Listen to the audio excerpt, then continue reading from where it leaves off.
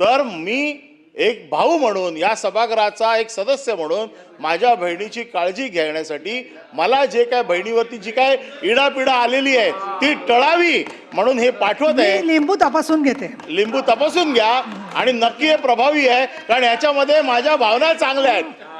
याच्यात माझ्या भावना चांगल्या असल्यामुळे आपण घ्यावं आणि ते पाठवून द्यावं. धन्यवाद. बोला परब साहेब, फार मनोरंजक बोलताय, बोला तुम्ही. हां हां. सन्माननीय सदस्य अनिल परब. सभापती महोदय, या बिलाच्या माध्यमातून ह्या ज्या काही बदल सुचवलेले आहेत आणि व्यापक बदल सुचवलेले आहेत, निवडून येणाऱ्या माणसाचे अधिकार काय किंवा त्याला किती प्रोटेक्शन मिळालं पाहिजे, कारण तो जनतेतनं निवडून येतोय, त्याच्यामुळे निवडून आल्याच्या नंतर तो किमान 1 वर्ष तरी सुरक्षित राहायला पाहिजे.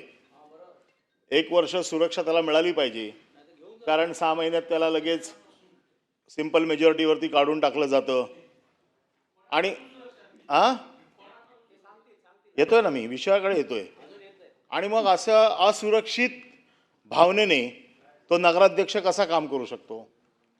आणि आपण जे सरकार काम करतंय की सुरक्षा पुरवण्याचं, हे खरंच प्रशंसनीय काम आहे. जसं आपण वेगवेगळे गेल्या काही महिन्यामध्ये वेगवेगळे कायदे करून, वेगवेगळ्या योजना आणून आपण सुरक्षा दिली. आपण लाडक्या बहिणींना 1500 रुपये देऊन लाडक्या बहिणींना एक मजबूत स्थान दिलं. शेतकऱ्यांना न्याय दिला.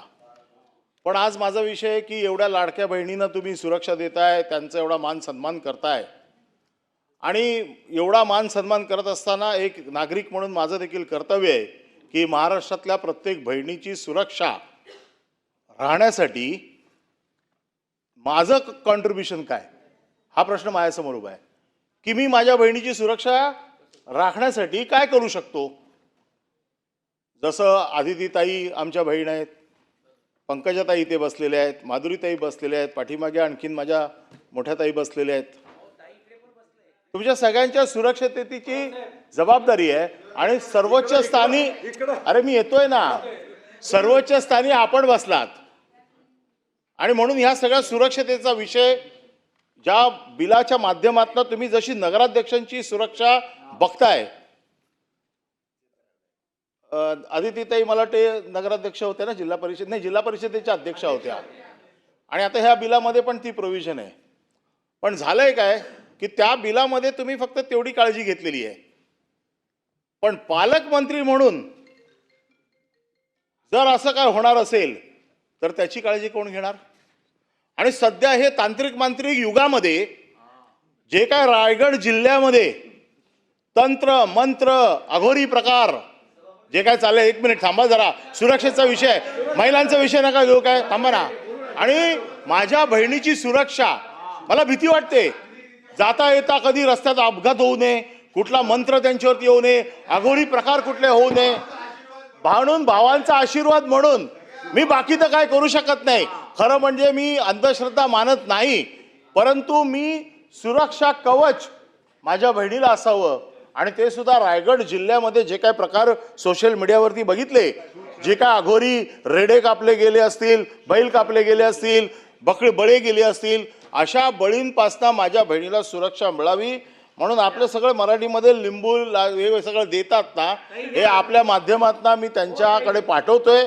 माझ्या वतीने सुरक्षेसाठी मी तुम्हाला एवढंच देऊ शकतो, जसं आपण नगराध्यक्षाच्या, नाही अंधश्रद्धेचा प्रचार नाही, मला जे वाटतं कदाचित मी चुकीचं असेल, पण माझ्या संस्कृतीमध्ये बहिणीसाठी भावाने काहीतरी केलं पाहिजे.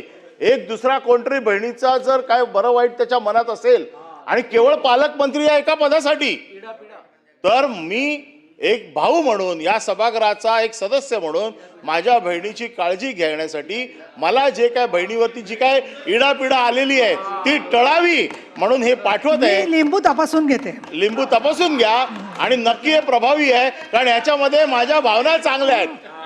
याच्यात माझ्या भावना चांगल्या असल्यामुळे आपण घ्यावं आणि ते पाठवून द्यावं. धन्यवाद.